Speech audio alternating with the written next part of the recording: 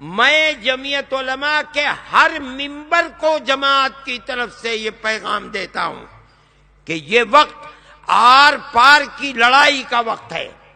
یا تو اس ملک کی جڑوں کو مضبوط ہونا ہے یا اس ملک کی جڑوں کو نکل کر باہر آ جانا ہے. امن و امان کو ختم ہونا ہے.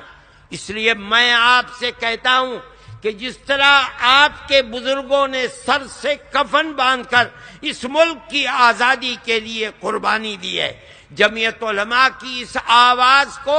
اپنے سینے میں رکھیے اور دانت سے اس پیغام کو پکڑیے کہ جہاں رہیں سیکولرزم کی مضبوطی کے لیے کام کیجیے. اور وہ طاقت جو فرقہ پرست طاقتیں ہیں اور پورا میڈیا ان کا بکا ہوا ہے، چاہے الیکٹرانک میڈیا ہو چاہے پریس میڈیا ہو، آپ کو اس کی